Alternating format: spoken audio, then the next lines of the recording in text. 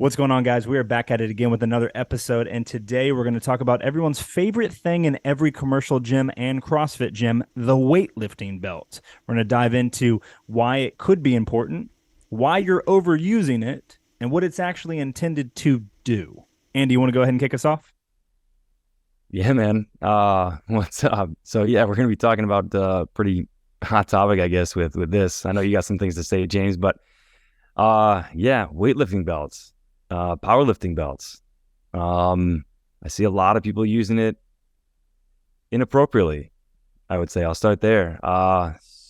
Pretty much cinching it around their midline, turning their head tomato color red, and then veins popping out of the neck and causing their upper backs to round and everything else going to shit.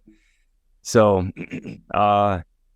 yeah, I guess we'll dive right in. So the way that I see as a physician, somebody should be wearing a weightlifting belt.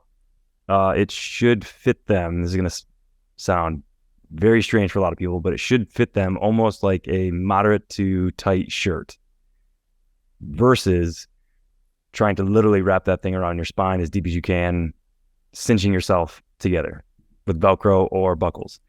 So the purpose of that is you just want to have enough sensation on the skin, on the tissue just underneath it, neurologically speaking, just to bring your brain's attention, more awareness to that part of your body. So if the brain has more attention to your midline, back, obliques, frontal, then you're going to get more electricity, more blood flow, more pump in that area. And you're essentially going to be tightening up your intra-abdominal pressure, the pressure inside your abdomen, to perform a lift safely. Cinching the belt down, which is what I see a lot of people do, not everyone, but a lot of people do. And we can get into placement of where that should be as well. But cinching it down super, super tight, taking a deep breath in, sucking it all in like you're trying to fit into a corset, and then strapping it down is actually counterintuitive. And the primary reason for that is your heart, which has receptors on it, which receptors are just, they take in information and they provide a feedback.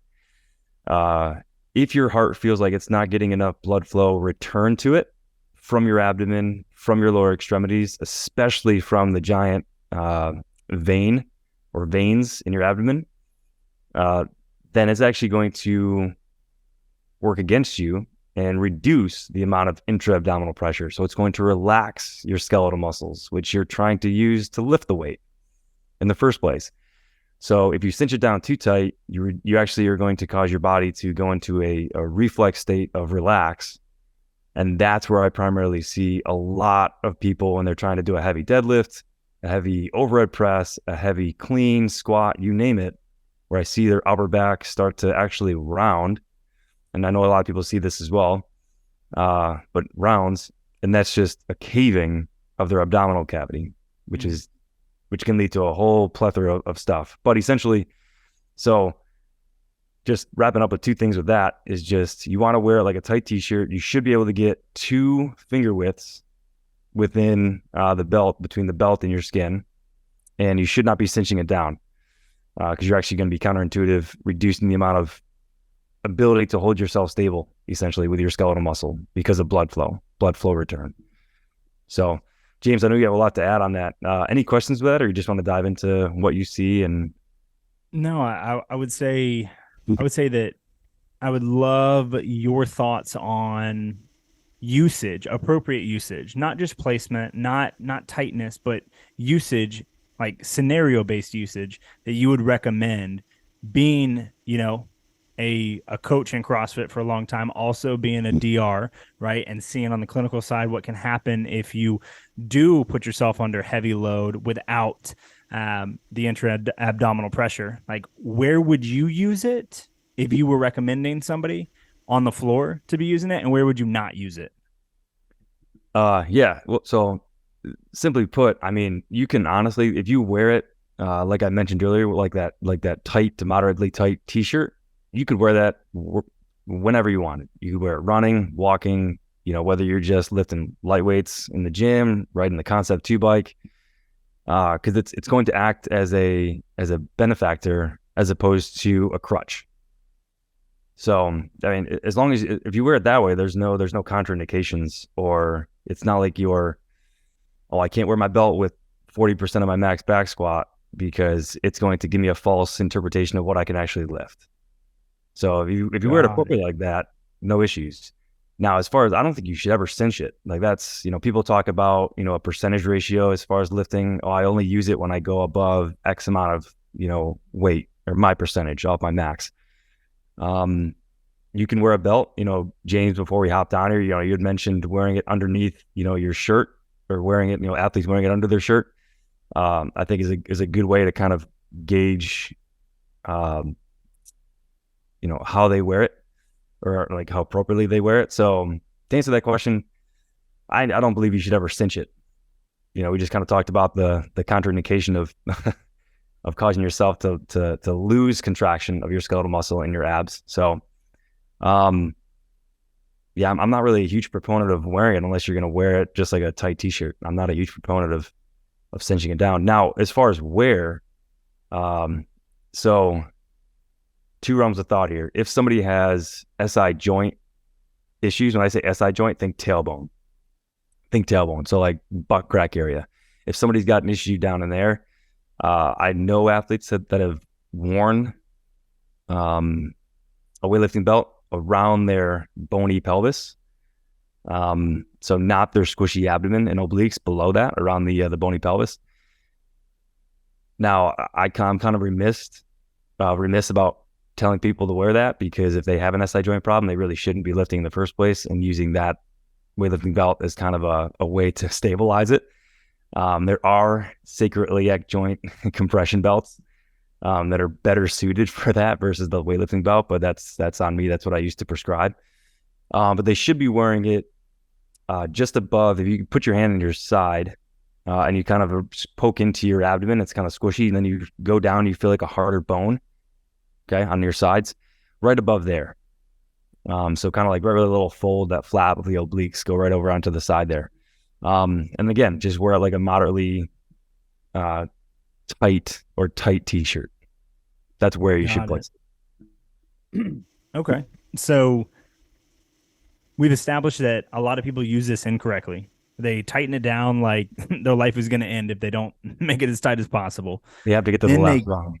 then they get into deadlifts, back squats, front squats, what have you, just collapsing the hell out of their upper body, their upper back specifically, and are using it incorrectly. The reason why, when we jumped on, that I said that I think that the people that use it underneath their shirt are better positioned to be using it in the first place is because all of those people are wearing and then undoing in between lifts. But what's interesting about this is they're not they're not whipping their head around, right, when they tighten it down. They're maybe pulling a little tension. So maybe it's the tightest shirt that you would ever wear, right, when they're doing heavy snatches or doing heavy touch and go cleans, but it's not in a position where like their head starts to get red, or their veins start to pop out of their neck, or they're in a position where they then take it off when a lift is done. I've seen many people do this. It's so tight that the minute they get done, they rip it off and it falls on the floor. Like, that's probably too tight. If you have to do that, probably too tight. People that are intentionally wearing it, and by name, I would say Guy Medieros over at CrossFit Mayhem. I would say Rich Froning, and also Craig Ritchie, who has a huge YouTube channel. Them doing a lot of Olympic lifts, they're usually always wearing it underneath their shirt. And they always, when they're done doing a large portion of work or they hop on the bike, they let it out a little bit. But that's probably so that they can breathe a little bit more, right? When they're on the bike to hang out.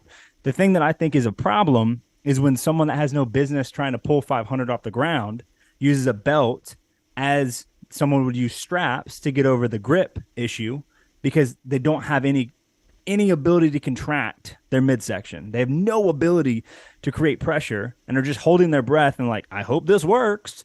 I think that that's a poor way to go. The same way that I think like going from 0 miles to running 100 miles in a row day one is probably a bad idea to go, right? I think that being in a better position to utilize your tools for what they're for, not what they're not for, and what's cool, so that you can ego lift and ego move, is probably a better idea. Now, on the clinical side, I don't know. I don't see any of the stuff that you see.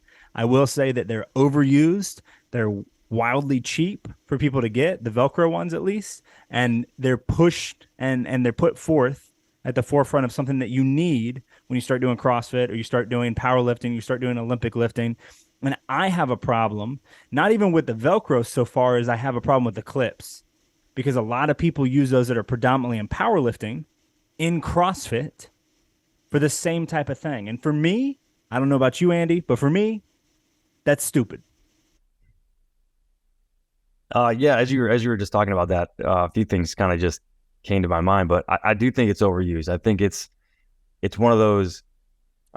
It's looked at as a exercise enhancer or movement enhancer or weight. I don't want to say enhancer because that sounds weird, but it just allows you to lift more weight, right? Without actually having to go through the doldrums of actually getting stronger. Mm-hmm. So yeah, weight is relative. So whether or not you're lifting a 95-pound bar, a 45-pound bar, or 315-pound bar, that's gonna be different for everybody. But I'm just a firm believer that, I mean, if you can't lift something without a belt to begin with, unless you're getting paid for, uh, to do that, right? Or your income or your well-being, uh, relies on that.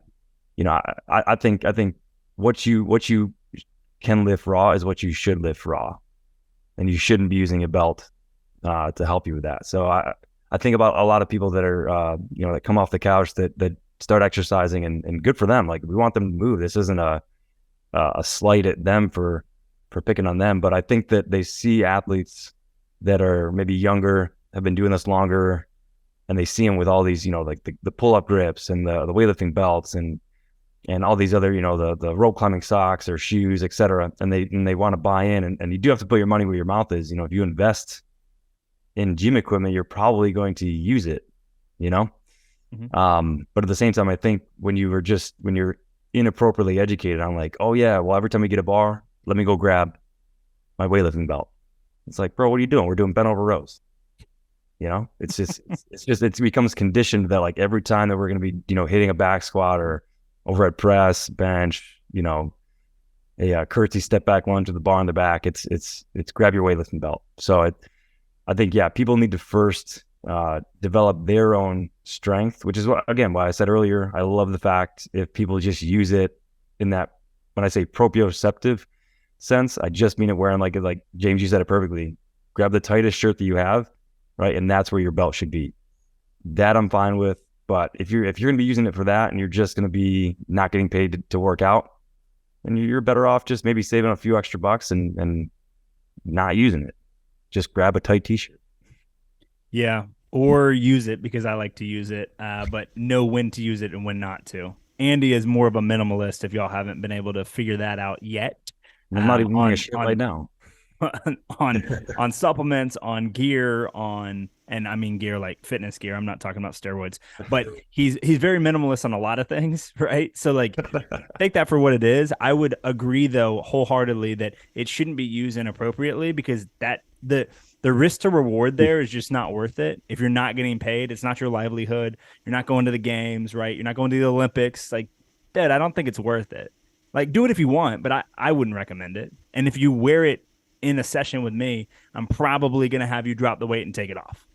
Straight up.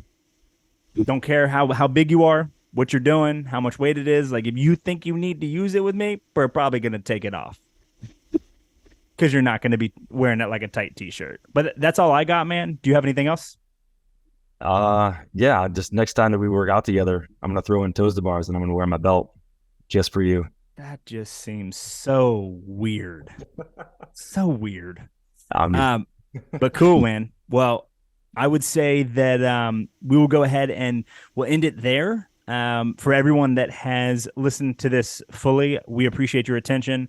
Episode with us drops every single Wednesday. We have not missed one yet, although Andy almost caused us to miss one with his microphone mishap. I'm very glad that didn't happen, and it cannot happen. So we will see you next time. If you're on YouTube, comment below if there's anything that you want to see us cover. If you're on Spotify, shoot me a DM on Instagram or Facebook or what have you. We are happy to cover any kind of topics that y'all want. We are in this for the long haul. I know that we're like literally maybe by the time this comes out, maybe like 12 or 13 in. We're not stopping anytime soon. So if you want to hear specific things, we're happy to do it. And we'll see you next time.